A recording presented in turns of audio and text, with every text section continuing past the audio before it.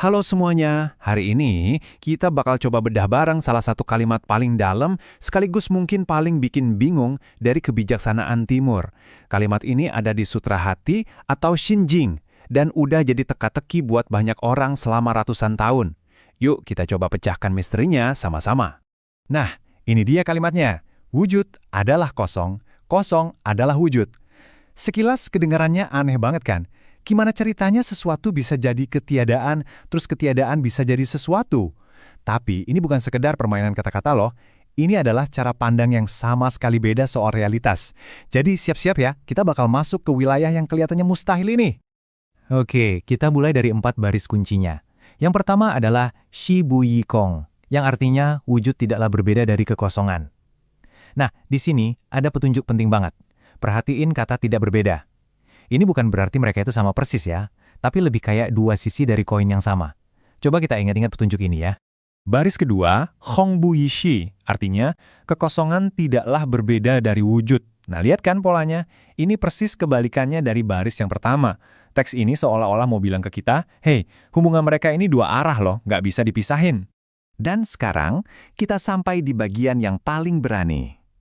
Setelah tadi dibilang keduanya tidak berbeda, sekarang teks ini ngambil langkah lebih jauh.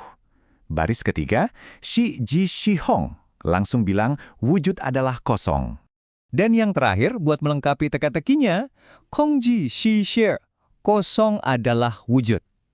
Nah, keempat baris ini benar-benar jadi satu teka-teki yang keren banget. Pertanyaannya, gimana cara kita memahaminya? Kuncinya ternyata ada di arti sebenarnya dari kata wujud dan kosong itu sendiri. Nah, ini dia pertanyaan kuncinya. Dan di sini nih, kita sering banget salah kaprah. Kita sering mikir kalau wujud itu ya benda-benda di sekitar kita, meja, kursi, dan lainnya. Tapi Sutra Hati ini ngajak kita buat melihat lebih jauh dari itu. Ternyata ini definisinya. Wujud itu bukan benda, tapi roh sejati.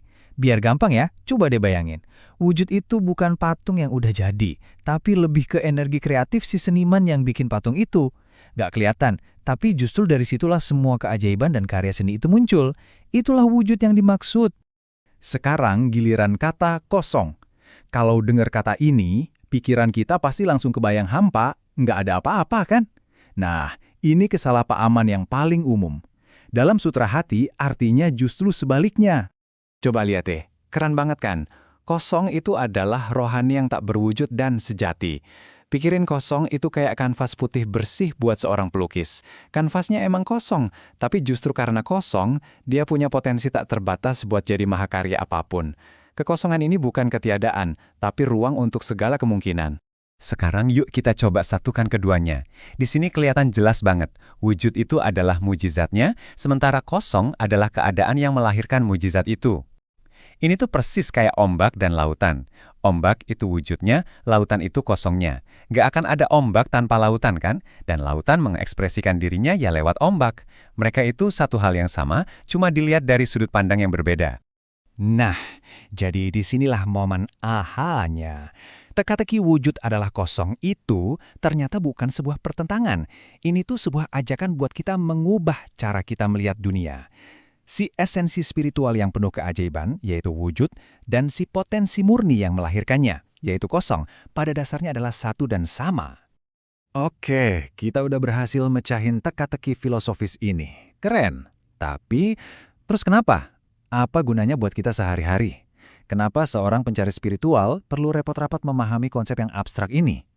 Ternyata, pemahaman ini adalah kunci menuju sesuatu yang sangat praktis. Ini bukan lagi sekedar latihan buat otak loh. Ini adalah peta jalan buat transformasi diri. Kalau kita benar-benar paham sifat asli realitas, bahwa wujud dan kosong itu satu, kita bisa mulai melatih diri untuk tidak melekat. Dengan sadar kalau bentuk itu cuma ilusi, kita bisa mulai melepaskan genggaman kita padanya, dan akhirnya menyadari kekosongan sejati di dalam diri kita. Dan kalimat ini merangkum semuanya dengan sempurna. Pemahaman kita soal wujud adalah kosong, ujung-ujungnya membawa kita ke satu praktik yang nyata, melepaskan kemelekatan. Karena justru saat kita bisa melepaskan segalanya, disitulah kita mengalami kosong sejati, bukan sebagai ketiadaan, tapi sebagai potensi murni dan kebebasan yang sesungguhnya. Jadi pertanyaannya sekarang bukan lagi, apa itu kekosongan? Tapi lebih ke, bisakah kita mencapainya?